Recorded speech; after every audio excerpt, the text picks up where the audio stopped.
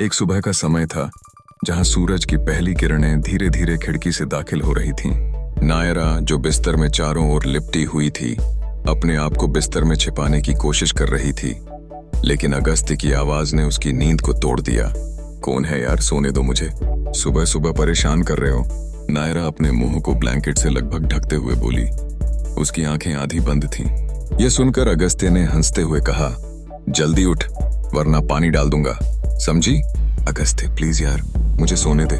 नायरा की आवाज में एक ललक थी, लेकिन अगस्त्य ने ठान लिया था कि वह आज उसे बिस्तर से उठा। उसे इस अप्रत्याशित हमले का सामना करने में थोड़ा समय लगा, लेकिन फिर उसने एक शैतान की मुस्कान के साथ सोफे से कुछ और तकिए उठाए। फिर क्या था, एक वर्ल्ड वॉर की शुरुआत हो गई। तकिए हवा में उड़ने लगे। हंसने और बेतरतीब लड़ने के बीच कमरे का आलम यह था कि बेडशीट बिस्तर से नीचे गिर गई और तकिए की रुई पूरे कमरे में बिखर गई। दोनों एक दूसरे को देखने लगे और थोड़ी ही देर में वे उसी बेड पर लेटकर हंसने लगे। उनकी आंखों में आनंद और प्यार की चमक थी, जो उस हल्की फुल्की जंग के चलते और भी बढ़ गई थी।